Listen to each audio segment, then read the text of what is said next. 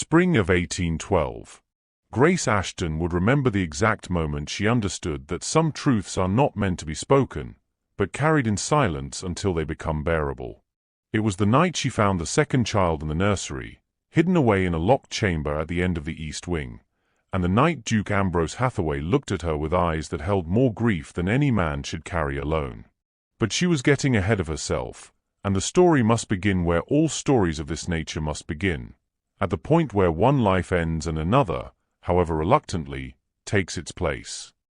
Grace was 22 years old when her father's disgrace destroyed everything she had ever known. Charles Ashton had been a gentleman of modest means, a man whose love of cards and dice had grown from an occasional diversion into an all-consuming obsession that devoured first his fortune, then his reputation, and finally his family's name.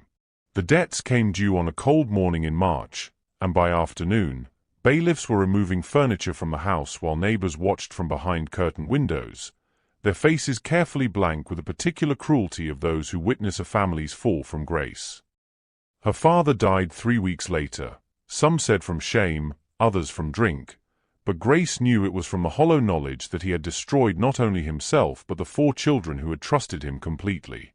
Her mother had passed years before, leaving Grace as the eldest at 22, followed by her 3 younger siblings, Arthur, who was 15 and had been meant for university, Emily at 12 with her quick smile and quicker wit, and little Lionel, barely 8 years old and too young to understand why strangers were taking him away to an uncle in Yorkshire who had never once visited them.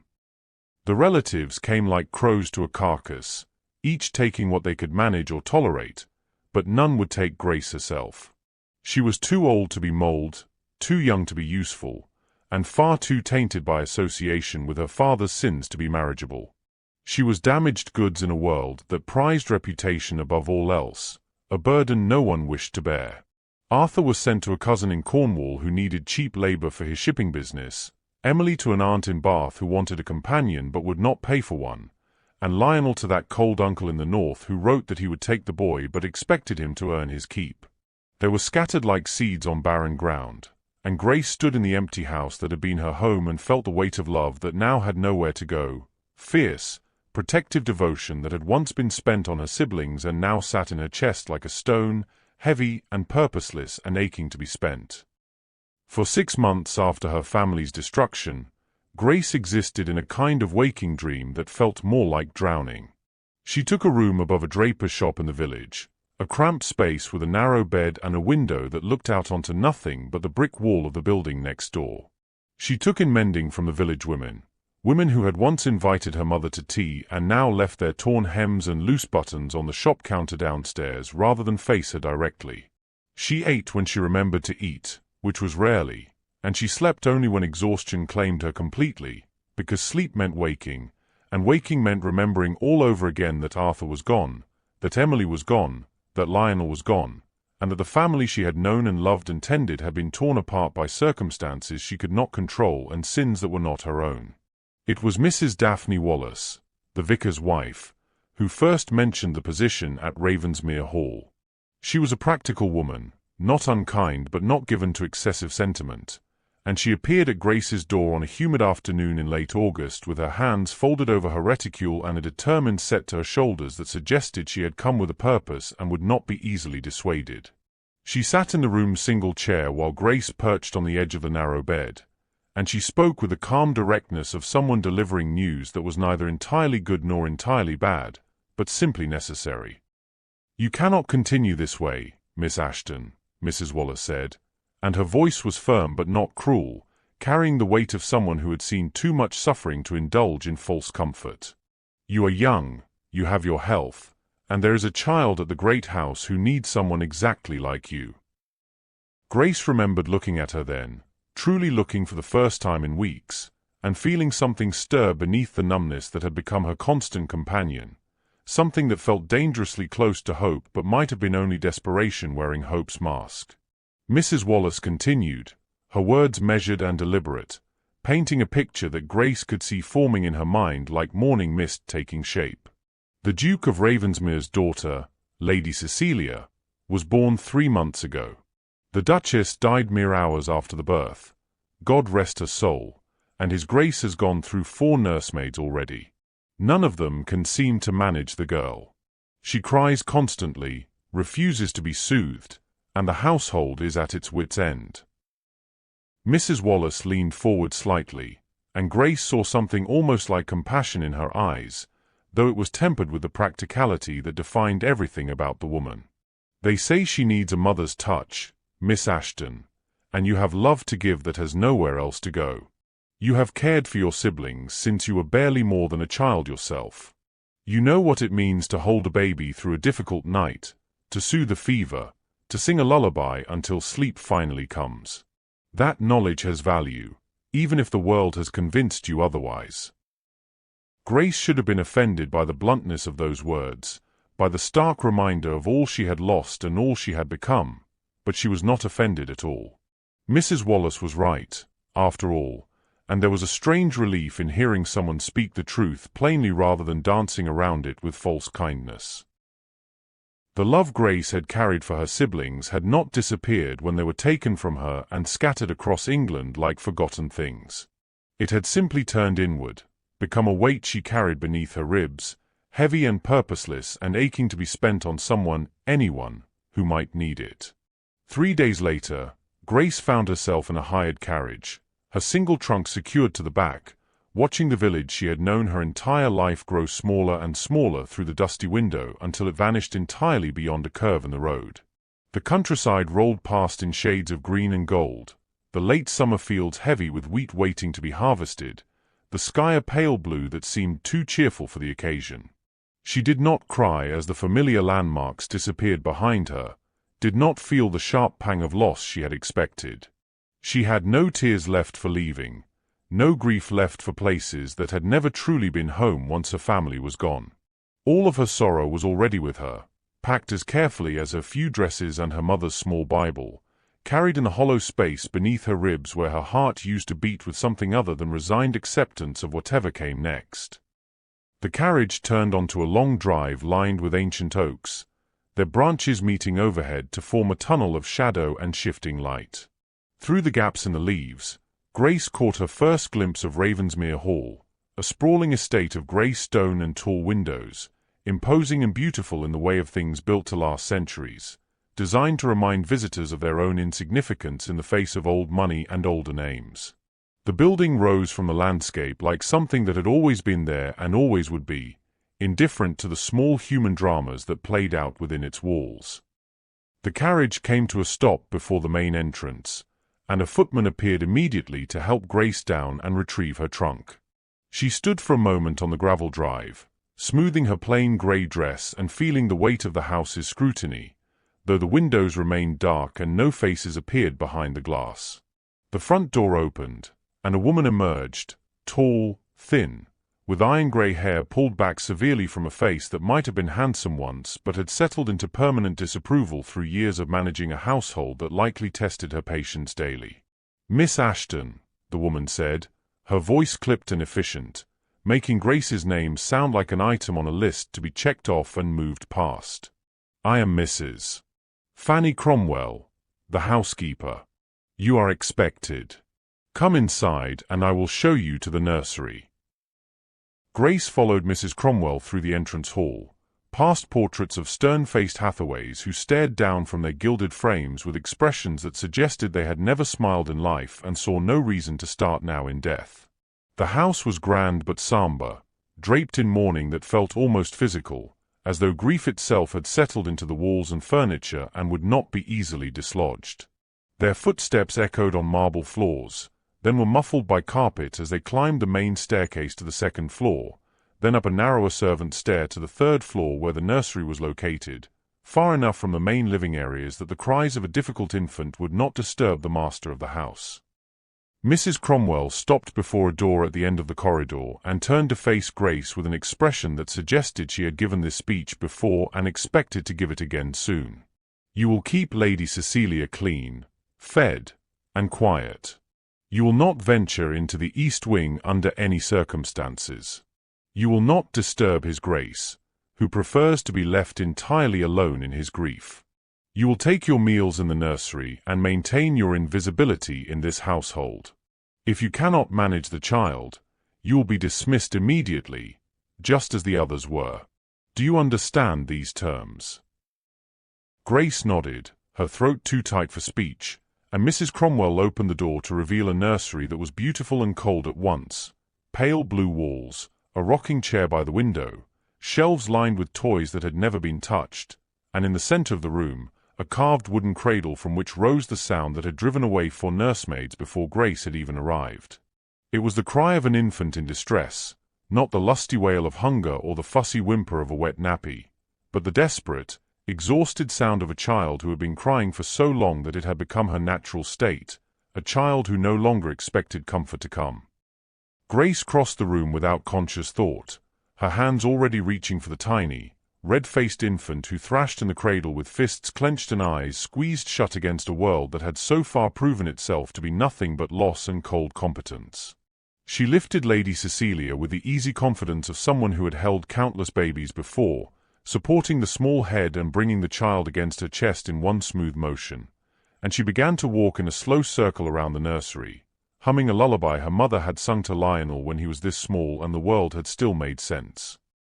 The baby's cries continued for a moment, then began to quiet, the desperate sobs giving way to hiccuping gasps and finally to a trembling silence as Lady Cecilia discovered, perhaps for the first time in her short life, that someone was holding her who did not fear her distress but met it with steady, unshakable calm.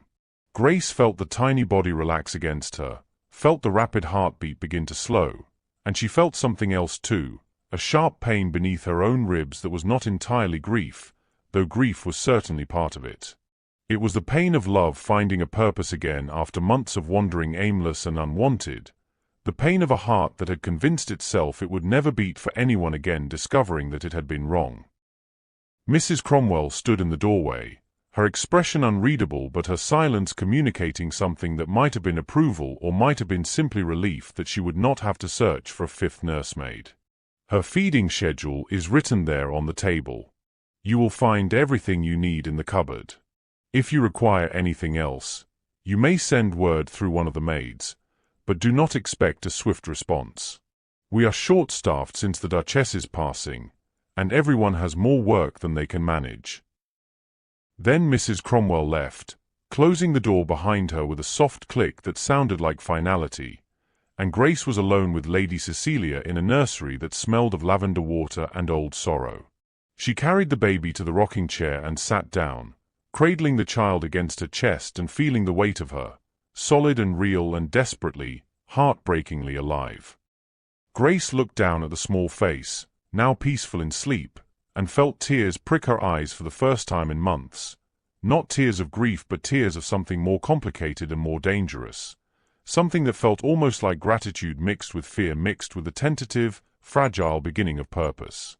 For the first time since her father's disgrace had torn her family apart, Grace Ashton felt she might have a reason to wake up tomorrow, even if that reason was nothing more than this, a motherless child who needed someone to hold her through the night. Someone who would not flinch from her cries or view her as an inconvenience to be managed. Grace had been that someone for her siblings, and perhaps, she thought as she rocked slowly in the fading afternoon light, perhaps she could be that someone again for this small stranger who had been born into grief just as Grace had been reborn into it. The nursery grew darker as evening came on, and Grace lit a single lamp rather than wake the sleeping infant with the noise of building up the fire. She sat in the pool of golden light, holding Lady Cecilia and listening to the vast, quiet house settling around them, and she allowed herself to imagine, just for a moment, that this might be enough, that caring for this child might be the redemption she had not known she was seeking, the transformation of shame into purpose that Mrs. Wallace had promised without quite saying it aloud. Grace did not dare hope for anything more than survival and usefulness, but in that moment, with the baby sleeping peacefully against her heart for the first time in months, survival and usefulness felt like more than she had any right to expect, and she was grateful for both.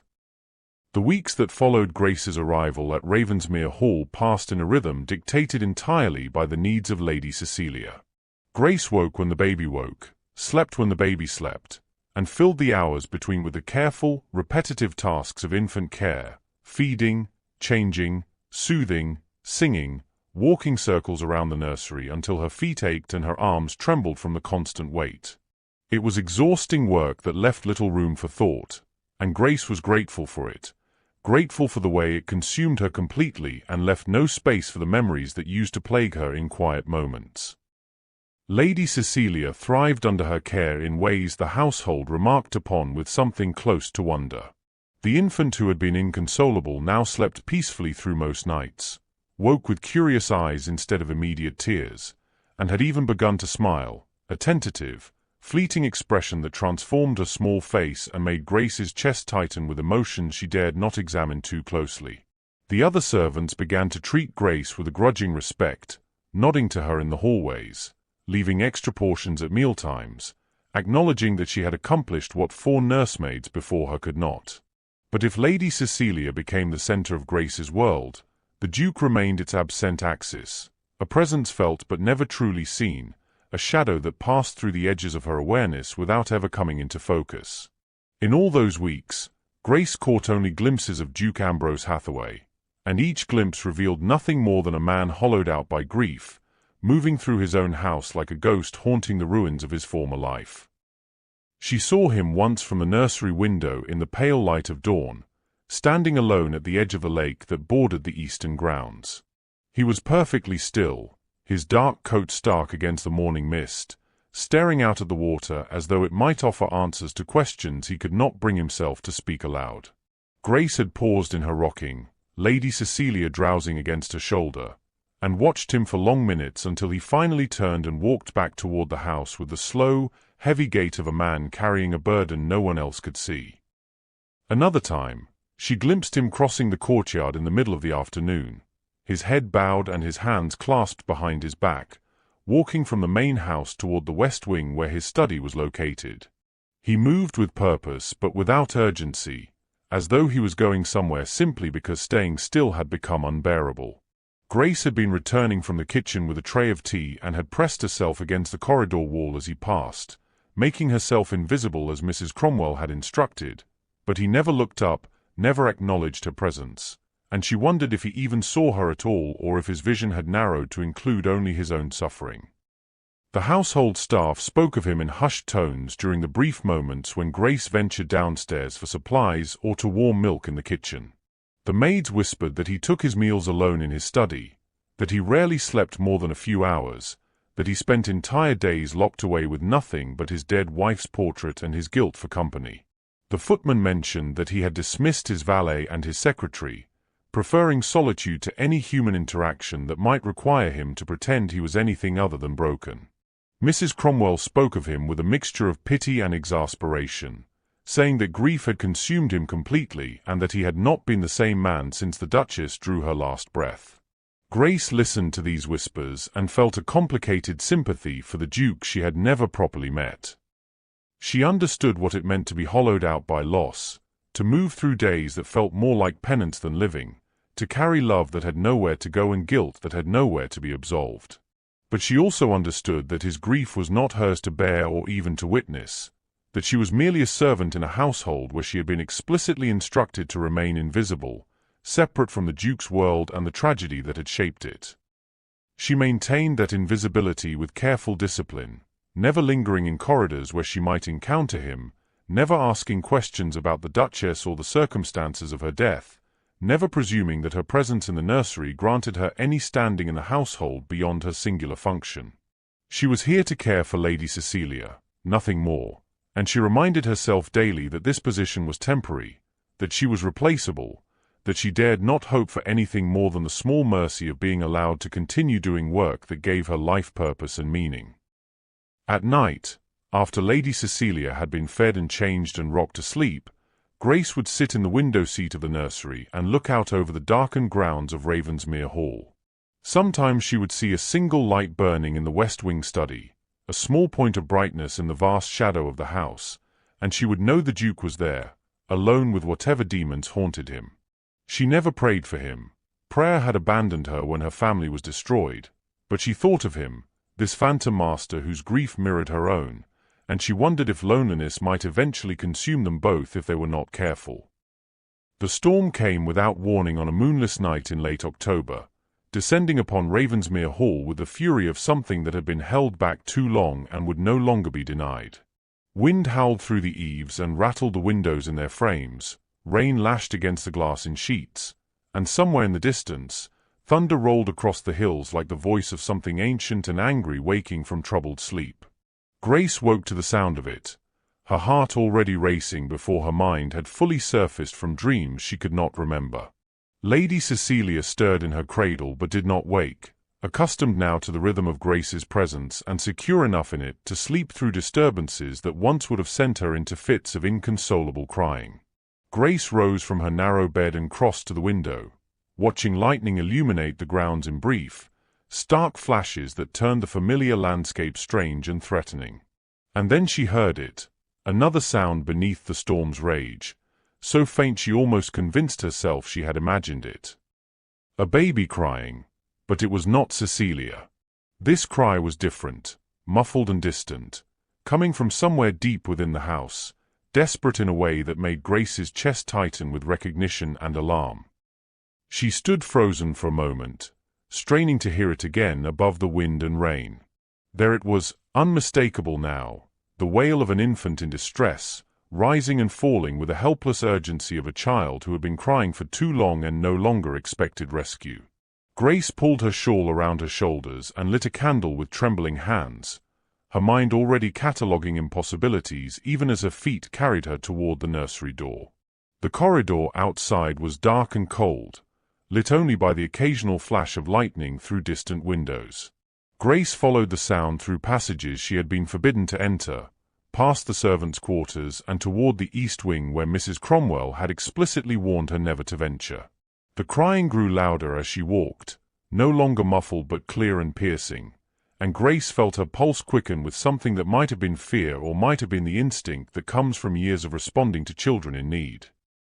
At the end of the east wing corridor, a door stood slightly ajar, warm candlelight spilling through the gap and pooling on the floorboards like something precious and forbidden. Grace pushed the door open slowly, her candle raised, and stepped into a chamber that was clearly meant to be hidden, a small nursery, sparsely furnished but warm, where a young maid knelt beside a cradle with her back to the door. The maid turned at the sound of Grace's entrance, her face pale with terror in the candlelight, and Grace saw that she was barely 17, pretty in a fragile way, with red-rimmed eyes that spoke of too many sleepless nights. In the cradle beside her lay an infant boy, perhaps 3 months old, with the same dark hair and distinctive features as Lady Cecilia. The same shaped eyes, the same curve of the mouth, the same undeniable resemblance that could mean only one thing. Rose clutched the crying baby to her chest protectively, her voice barely a whisper when she finally spoke.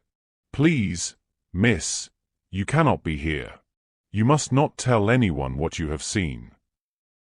Grace opened her mouth to respond to Rose's desperate plea, but the words died in her throat as a shadow filled the doorway behind her. She turned to find Duke Ambrose Hathaway standing at the threshold, his face ashen with shock and fear, his dark eyes wide with the knowledge that everything he had tried to hide had just been discovered by the one person in his household he had successfully avoided for weeks. He was taller than Grace had imagined from her distant glimpses, his frame lean beneath a hastily thrown-on coat, his dark hair disheveled as though he had been running his hands through it in distress. For a long moment, no one spoke, the only sound in the room the infants crying and the storm raging outside, and Grace saw something break behind the Duke's eyes, some final wall of reserve crumbling under the weight of exposure and exhaustion. "You have found my secret," he said finally, his voice rough and raw in a way that suggested he had not spoken much in recent weeks and the effort of it now cost him dearly. He did not explain, did not attempt justification or excuse, did not fall back on the aristocratic authority that was his birthright and his shield. Instead, he stepped into the room and closed the door behind him with shaking hands, and when he spoke again, every word seemed dragged from some deep place of desperation that Grace recognized because she had lived in that place herself. "I am asking you to care for this child as Cecilia's brother. I am asking you to love him as you love her. But I must ask one thing more, Miss Ashton, and I have no right to ask it and I know that, but I am asking anyway because I have no other choice and no other hope. Do not ask me who his mother is." Do not ask me where he came from. I cannot tell you, and I cannot explain why I cannot tell you, but I am begging you to accept this silence as the price of his protection." Grace looked at the Duke's face, saw the grief etched into every line, the guilt that had hollowed him out and left nothing but desperation in its wake. She looked at Rose, still clutching the crying infant protectively, her young face streaked with tears. And she looked at the baby himself, this small, helpless creature who had done nothing to deserve whatever scandal surrounded his birth, who needed someone to hold him and feed him and sing to him through the dark nights, who needed exactly what Grace had spent months learning to give again.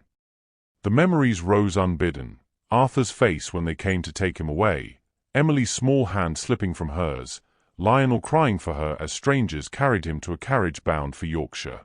Children torn from her arms because of sins that were not theirs, scattered because no one had fought hard enough to keep them together, lost because Grace had been powerless to protect them. She would not be powerless again. "What is his name?" Grace asked quietly, her voice steady despite the way her heart hammered against her ribs. The Duke's breath left him in a rush that might have been relief or might have been the sound of a man drowning who had just found something solid to grasp. "Thomas," he whispered. "His name is Thomas." The Duke left the hidden nursery without another word, his footsteps echoing down the corridor and fading into the storm's fury, leaving Grace alone with Rose and the child whose existence she had just agreed to protect with her silence. Rose remained frozen for several moments, clutching Thomas as though Grace might still change her mind and tear him away, her young face etched with fear and exhaustion that made her look older than her 17 years. When Rose finally spoke, her voice was barely above a whisper, as though even now she feared being overheard despite the storm's rage masking every other sound in the house. She told Grace, in halting, frightened fragments, that the Duke had brought Thomas to Ravensmere on the night the Duchess was buried, arriving in a closed carriage long after midnight with the infant wrapped in a blanket and no explanation offered to anyone. Rose had been the late Duchess's personal maid and had been given the task of caring for the child in secret, told only that the baby must be kept hidden and that she must speak of it to no one on pain of immediate dismissal. The staff whispered, of course, because servants always whispered when their masters kept secrets. They said Thomas was the Duke's bastard, the product of some affair that had happened during the Duchess's difficult pregnancy, evidence of betrayal that the Duke now tried to hide out of shame or guilt or both. Rose did not know if the whispers were true, and Grace found she did not care what truth they might hold, because truth seemed far less important than the crying infant who needed her now. Grace took Thomas from Rose's trembling arms and felt the familiar weight of a child who had not been held enough, who had learned to expect competence but not comfort, efficiency but not love. She moved through the darkened corridors with Thomas against her shoulder, Rose following behind with a bundle of the baby's few belongings, and by the time they reached the main nursery, the storm had begun to subside and the first grey light of dawn was creeping through the windows. She settled Thomas into a second cradle that Rose brought from storage, positioning it beside Cecilia's so that the two infants could see each other when they woke. Grace fed Thomas with practiced hands, changed him, soothed his exhausted crying until he finally surrendered to sleep, and then she sat in the rocking chair between the two cradles and felt her heart expand in a way that was both painful and necessary, stretching to hold these two children as if they were her own because they needed her to and because she needed them just as desperately. The days that followed established a new rhythm in Grace's life, one dictated by the needs of two infants rather than one. She woke when either baby woke, fed them in turn or sometimes together with one cradled in each arm, walked circles around the nursery singing lullabies her mother had taught her until both children slept peacefully. Cecilia and Thomas began to recognize each other's presence, their small hands reaching across the space between cradles, their eyes tracking each other's movements with a beginning awareness that they were not alone in the world. The Duke remained distant, a phantom presence Grace glimpsed only occasionally through windows or in distant corridors, but his attention made itself known through small, silent gestures that spoke louder than words ever could. A new wool shawl appeared draped over Grace's chair one morning, soft and warm in deep blue that must have cost more than she had earned in a year of mending. Extra coal arrived for the nursery fire without her requesting it, keeping the room warm through the increasingly cold October nights. Books on infant care appeared on the small table beside her bed, expensive volumes from London physicians, their pages pristine and clearly purchased new rather than borrowed from the estate's library. The Duke remained distant, a phantom presence Grace glimpsed only occasionally through windows or in distant corridors, but his attention made itself known through small, silent gestures that spoke louder than words ever could. A new wool shawl appeared draped over Grace's chair one morning, soft and warm in deep blue that must have cost more than she had earned in a year of mending. Extra coal arrived for the nursery fire without her requesting it, keeping the room warm through the increasingly cold October nights. Books on infant care appeared on the small table beside her bed, expensive volumes from London physicians, their pages pristine and clearly purchased new rather than borrowed from the estate's library. 3 weeks after Thomas's arrival in the main nursery, a note appeared on Grace's breakfast tray, written in a firm, precise hand that could only belong to the Duke. It requested her presence in the library that evening at 8 o'clock, after the children had been settled for the night. Grace read the brief message twice, her heart quickening with something that felt like anxiety mixed with anticipation, and she spent the remainder of the day wondering what conversation awaited her behind the library doors. Rose arrived promptly at 7:30 to watch over the sleeping infants, and Grace changed from her plain work dress into the only respectable gown she owned, a dark green wool that had belonged to her mother and had been altered to fit Grace's smaller frame. She pinned her hair more carefully than usual, aware that this would be her first true conversation with the Duke, their first meeting as anything more than master and servant passing in darkened corridors. The library was a grand room on the ground floor, its walls lined with books from floor to ceiling, leather-bound volumes that spoke of generations of learning and wealth. A fire burned in the massive hearth, casting dancing shadows across the room, and Duke Ambrose stood before it with one hand resting on the mantelpiece, his posture rigid with the tension of a man preparing himself for a difficult task. He turned when Grace entered, and she saw his face clearly for the first time in proper light. He was younger than she had imagined, perhaps 35, with strong features that grief had sharpened rather than softened, dark eyes that held depths of suffering he had learned to carry alone. He gestured to a chair near the fire, and Grace sat, her hands folded in her lap, waiting for him to speak first because the silence between them felt too weighted with unspoken things to be broken carelessly. The Duke remained standing, his gaze fixed on the flames as though they might offer him the words he needed. When he finally spoke, his voice carried the rough edges of emotions held too tightly for too long, threatening to break free despite his efforts at control. "My wife knew her younger sister was in trouble," he said without preamble, the words emerging as though they had been rehearsed but still cost him dearly to speak aloud. "Helen had run away months before with a man of questionable character, and my wife received letters from her begging for help, saying she was with child and abandoned and desperate. The pregnancy was already dangerous for my wife, the physicians had warned us, but she insisted on trying to save her sister, on bringing her home, on doing whatever was necessary to protect Helen and the child she carried." He paused, his hand tightening on the mantelpiece until his knuckles went white, and Grace saw the guilt that consumed him written plainly across his features. "I should have stopped her. I should have refused to let her travel in her condition, should have sent someone else to retrieve Helen, should have protected my wife from her own compassionate nature. But I did not stop her because I loved her and I believed she knew her own limits, and that failure cost her everything and left me with a daughter who will never know her mother and a nephew I must protect from the scandal that would destroy him if the truth were known." Grace felt her chest tighten with recognition because she understood the weight of guilt that came from failing to protect those you loved, the endless loop of second-guessing and self-recrimination that followed every loss. The Duke turned to face her fully then, and she saw vulnerability in his expression that she suspected few others had ever witnessed. "I trust you, Miss Ashton," he said quietly, and the admission seemed to cost him as much as the confession that preceded it. "You have kept your word these past weeks. You have cared for both children with devotion I did not dare hope to find, and you have asked nothing of me in return. But I cannot explain the full truth to you, not yet, because the weight of it is too great and the consequences too severe for anyone but me to bear." Grace met his gaze steadily, feeling the careful wall she had built around her own heart beginning to shift in ways she had not anticipated and was not certain she welcomed. She understood what he was offering her: partial truth, limited trust, a partnership built on necessity rather than choice, and she understood too what he was asking, which was for her to accept the boundaries he had drawn around his grief and his secrets without demanding more than he could give. "I only need to know what is necessary to care for the children, Your Grace," Grace said, and her voice was calm despite the way her pulse raced with the significance of this moment.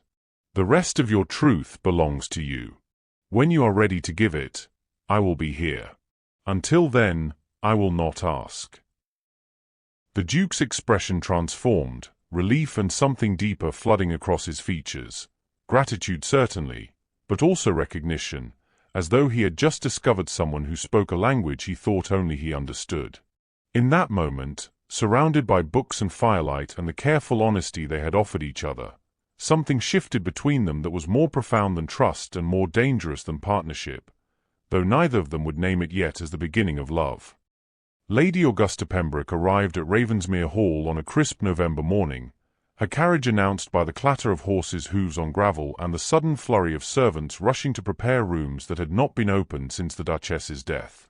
Grace watched from the nursery window as the formidable woman descended from the carriage with the regal bearing of someone accustomed to deference, her silver hair perfectly arranged beneath a fashionable hat, her travelling cloak of deep burgundy, while speaking of wealth that did not need to announce itself loudly because everyone already knew it was there. Lady Augusta was the Duke's paternal aunt, Grace learned from Mrs. Cromwell's terse explanations, a widow of considerable fortune and even more considerable influence who had raised Ambrose after his parents died when he was 12.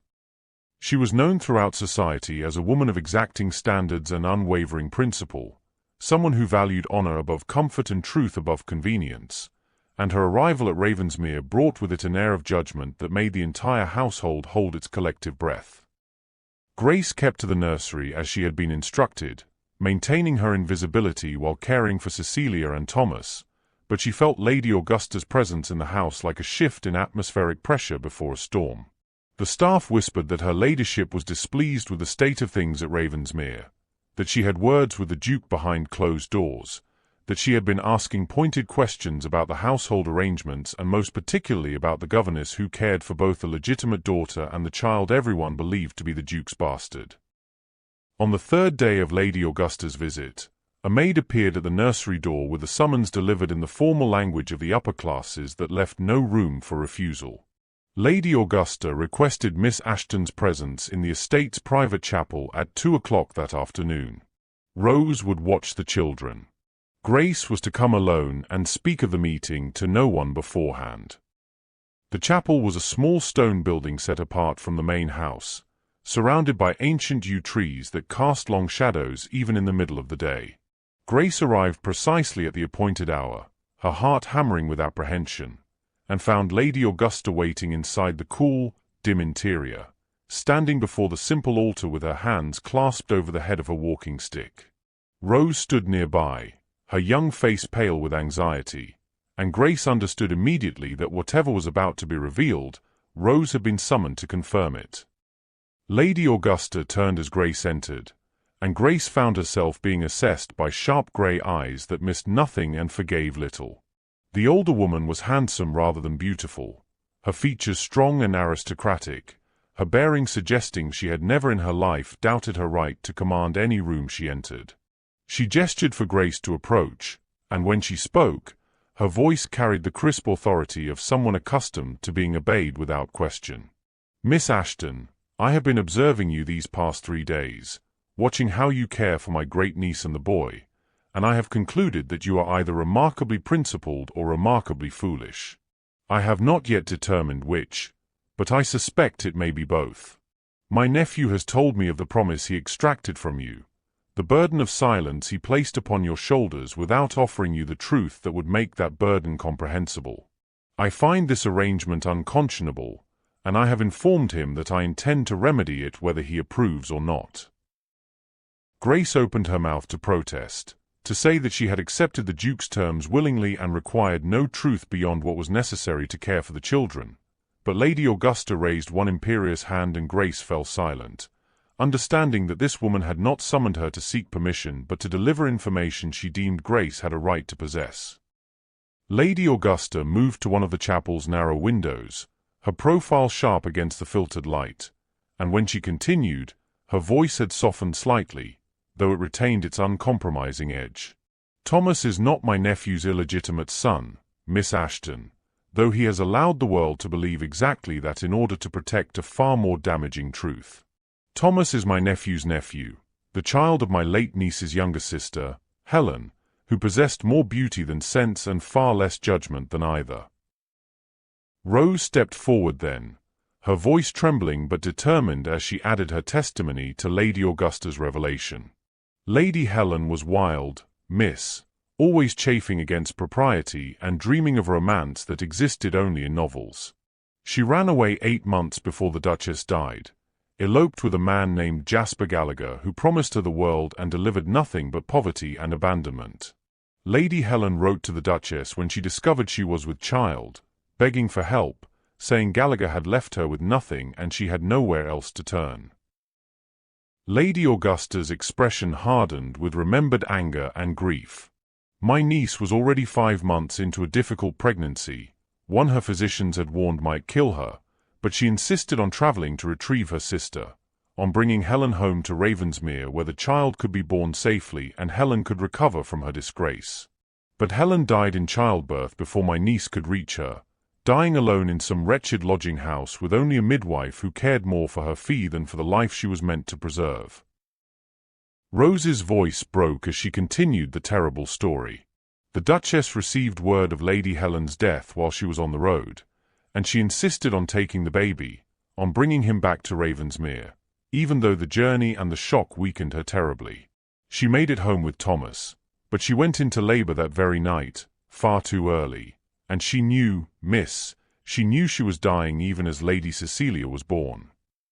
Grace felt tears prick her eyes as she imagined the Duchess's final hours, holding her newborn daughter and her dead sister's son, knowing she would not live to see either child grow. Lady Augusta's voice was steady but edged with sorrow when she revealed the final, devastating truth. With her last breaths, my niece made Ambrose promise to raise Thomas as his own, to protect the boy from the scandal that would follow him forever if society knew he was born a bastard to a disgraced woman who died in shame. She begged him to take the condemnation upon himself, to let the world believe Thomas was the product of his own infidelity, because that sin could be weathered by a duke where Helen's disgrace would destroy an innocent child. And my nephew, who loved his wife beyond reason and blamed himself for not preventing her from this fatal mercy, gave her his word and has kept it at the cost of his own reputation and peace of mind." Lady Augusta turned from the window to face Grace fully, and her stern features softened slightly with something that might have been approval or might simply have been recognition of one woman's strength reflected in another. "My nephew has sacrificed his reputation to protect a child who shares his blood, Miss Ashton. He has shouldered society's judgment and his own crushing guilt to honor his dying wife's wish and shield an innocent boy from consequences that were never his to bear. That is the measure of the man you serve, and that is the truth he could not bring himself to speak because speaking it means reliving the worst night of his life and acknowledging the wife he failed to save." The chapel fell silent except for Rose's quiet weeping and the distant sound of wind moving through the yew trees outside. Grace stood motionless, her mind reordering everything she thought she understood about the Duke and his secrets, seeing now not a man who had betrayed his wife but a man who had sacrificed everything to honor her, not a master hiding his shame but a guardian bearing an unbearable weight alone because he believed no one else should have to carry it. "Why are you telling me this?" Grace asked finally, her voice barely above a whisper. Lady Augusta's sharp eyes held hers with unflinching directness. "Because my nephew needs someone who knows the truth and chooses to stand beside him anyway, Miss Ashton. Because these children need a mother who understands the sacrifice that brought them together. And because I suspect, though neither of you has admitted it yet, that you need each other in ways that have nothing to do with nurseries and everything to do with two broken people finding their way back to something resembling wholeness. The revelation transformed everything Grace thought she understood about Duke Ambrose Hathaway and the grief that had hollowed him out so completely. He was not a man who had betrayed his dying wife, but a man who had sacrificed his own reputation to honor her final wish. Not a master hiding shameful secrets, but a guardian bearing unbearable weight alone because he believed it was his burden to carry. Grace left the chapel that afternoon with her vision of him completely reordered, seeing now the nobility in his silence and the profound love that had driven him to accept society's condemnation rather than expose an innocent child to worse. Lady Augusta found Grace in the rose garden 2 days later, walking alone in the cold November air while the children napped under Rose's watchful care. The older woman approached without preamble, her sharp eyes assessing Grace with the directness that seemed to be her defining characteristic. "I have been watching you and my nephew these past days, Miss Ashton, watching how you move around each other like planets in careful orbit, never quite touching but always aware of the other's presence. What you have together is strange, I will grant you that, built on silence and secrets and the shared care of children born from tragedy. But it is also the most right thing I have seen in years, and I am old enough to recognize rightness when it appears, however unconventionally." Grace felt heat rise to her cheeks, wanting to deny what Lady Augusta suggested, but finding the denial stuck in her throat because somewhere in the weeks since Thomas's arrival, something had shifted between her and the Duke. It lived in the small gestures he left for her discovery, in the way his eyes found her when he thought she was not looking, in the careful conversations they had begun to have in the library after the children slept, speaking of small things that somehow carried the weight of larger truths neither was ready to name. Lady Augusta smiled, a rare softening of her stern features. "Do not waste time pretending you do not feel it, child. Life is too short and happiness too rare to be squandered on false modesty. My nephew is finally beginning to heal, and you are the reason. Let yourself heal as well." The weeks that followed Lady Augusta's departure passed in a suspended state of possibility, as though the household itself was holding its breath waiting for something to shift or break or transform. Grace continued her care of Cecilia and Thomas, but she found herself increasingly aware of the Duke's presence, of the way he had begun to emerge from his self-imposed isolation, taking meals in the dining room rather than his study, walking the grounds in daylight rather than only at dawn, and most significantly, spending time in the nursery watching his daughter and nephew with something approaching peace rather than anguished guilt. The summons to his study came on a December evening when snow had begun to fall softly outside, blanketing Ravensmere Hall in white that made everything seem hushed and sacred. Grace entered to find Duke Ambrose standing before the window, watching the snow, but he turned immediately at her arrival and she saw that he was no longer the distant phantom she had glimpsed from afar months ago. He was present, fully and completely, a man who had decided to stop hiding and was willing now to be seen in all his imperfect, grieving, hopeful humanity. He crossed the room to stand before her, close enough that Grace could see the silver threading through his dark hair at the temples, the fine lines around his eyes that spoke of too many sleepless nights, the vulnerability in his expression that he no longer tried to mask behind aristocratic reserve. "Your trust in me, Grace," he said, and her given name on his lips felt like an intimacy she had not realized she was waiting for. "Your willingness to carry my burden without demanding answers, to care for these children with such complete devotion despite knowing nothing of the circumstances that brought them together, has given me something I thought forever lost after my wife died. You have given me hope, not that I can undo the past or absolve myself of the guilt I carry, but that I might still have a future worth living, a family worth building, a life that means something beyond mere survival." He reached for her hands, and Grace let him take them, feeling the warmth of his touch through the cold that had settled into her fingers. "I have fallen in love with you, Grace Ashton, not despite the silence between us, but because of the strength you showed within it, because of the way you chose compassion over answers and humanity over judgment. I am asking you now, with full knowledge that I am offering you a complicated life built on difficult truths, will you marry me? Will you be mother to these children who already love you as their own? Will you be mistress of this house and my wife in truth? And will you build a family with me from all this brokenness and impossible hope?" Grace felt tears stream down her face, hot against her cold cheeks, and she realized they were not tears of grief for once but tears of something far more complicated and precious.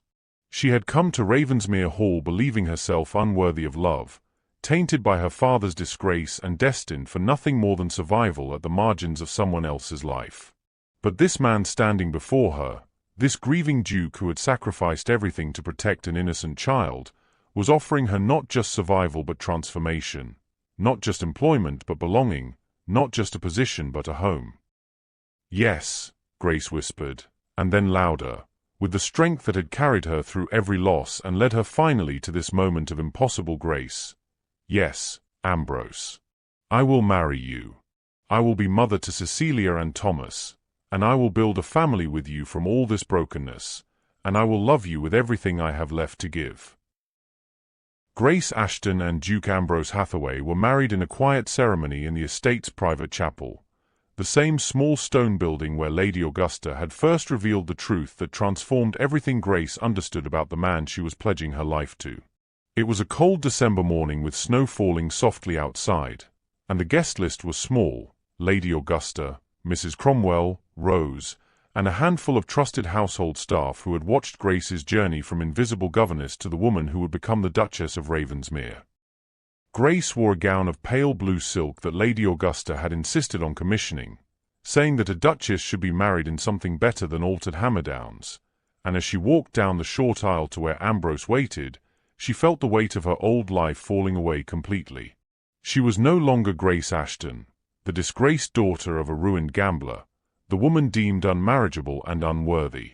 She was becoming someone new, someone who had earned her place through strength and compassion rather than birthright, and the transformation felt both terrifying and necessary. The vicar's words washed over her in a familiar rhythm, and when Ambrose took her hands in his and spoke his vows, she heard in his voice all the hope and gratitude and love that had grown between them through months of shared silence and eventual truth.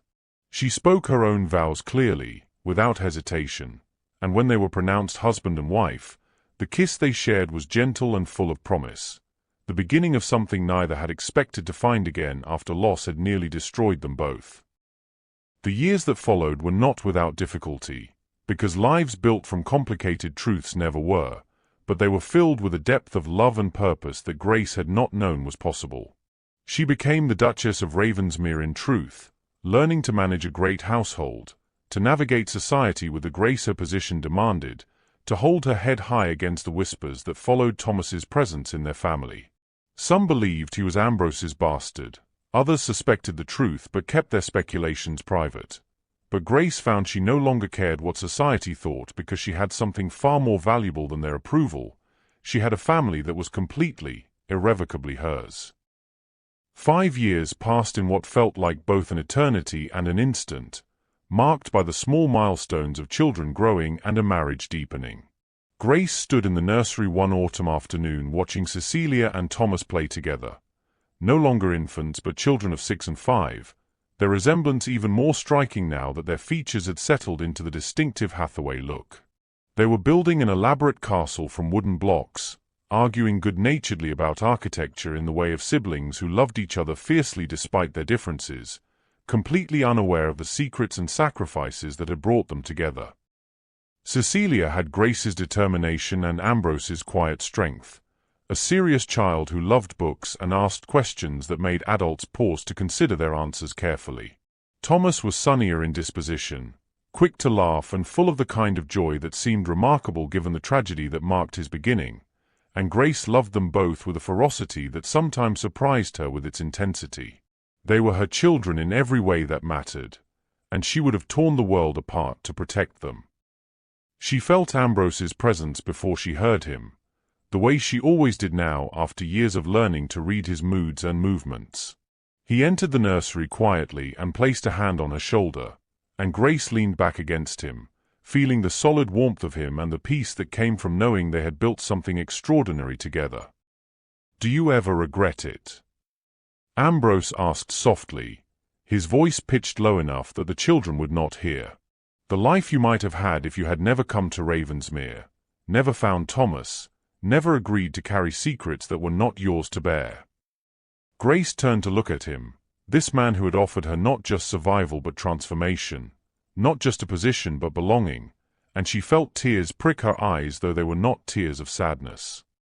How could I regret the path that led me here, to you and to them?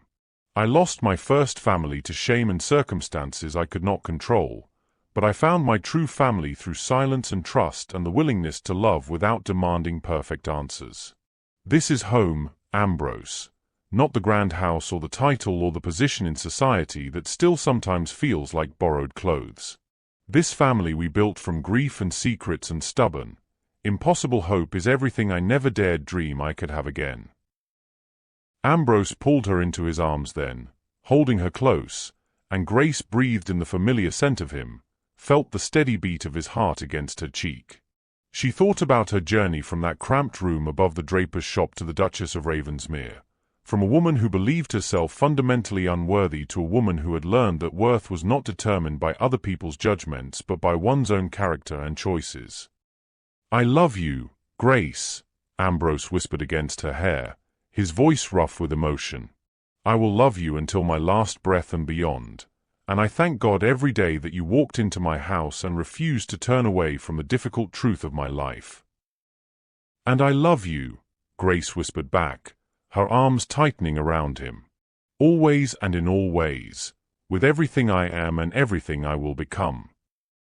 They stood like that for a long time, two people who had found each other in darkness and had learned to build light together, while their children played at their feet, oblivious to the weight of the moment. Grace reflected on everything she had learned in the years since that storm-racked night when she discovered a second baby in a hidden nursery and made the choice that changed her life forever.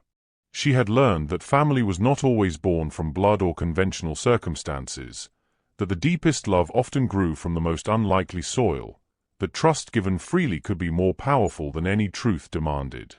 She had learned that it was possible to rebuild a life from ruins, to transform shame into purpose, to find home in the most unexpected places with the most unexpected people. The greatest love, Grace understood now, was not the one that demanded perfect answers or complete transparency from the beginning. It was the love that chose to trust in the dark, that carried burdens without resentment, that believed in someone's essential goodness even when the full truth remained hidden. It was the love that said, "I will stand beside you regardless. I will love these children as my own. I will build a family with you from whatever broken pieces we have to work with." Grace had found her home at Ravensmere Hall, not in the grand rooms or beautiful grounds, but in the man who had trusted her with his deepest secrets and the children who called her Mama without knowing or caring about the complicated circumstances that brought them all together. She had found her purpose in the daily work of nurturing and protecting, in the quiet moments of reading bedtime stories and soothing nightmares, in the profound satisfaction of watching children grow secure in the knowledge that they were loved unconditionally. And she had found impossible love with the man and children who saved her from the ruins of her past, who gave her a future when she believed she had none, who taught her that sometimes the most beautiful things in life came from the most difficult beginnings. As evening fell and the children began to yawn, Grace and Ambrose worked together to prepare them for bed, the comfortable choreography of parents who had done this countless times and would do it countless times more. They tucked Cecilia and Thomas into their beds, listened to prayers, distributed goodnight kisses, and then stood together in the doorway watching the children drift toward sleep, their small faces peaceful and innocent in the lamplight. Grace thought about the storm that had led her to discover Thomas, about the Duke's desperate plea that had changed everything, about Lady Augusta's revelation in the chapel, about all the moments of choice and courage and trust that had brought them to this place of profound contentment. This was her story, their story, not a fairy tale with easy answers and uncomplicated endings, but a true story, messy and difficult and real. A story about two children who needed a mother, a man who needed to learn how to hope again, and a woman who discovered that it was possible to rebuild a life from ruins. A story about secrets and sacrifice, grief and redemption, loss and love. A story about family in all its imperfect, beautiful complexity. Grace Ashton had come to Ravensmere Hall as a disgraced governess with nothing but shame and grief to her name. She had become the Duchess of Ravensmere, mother to children born from tragedy, wife to a man who had sacrificed everything to honor a dying wish, and she would not change a single moment of the journey, not even the painful ones, because they had all been necessary to bring her to this place of belonging.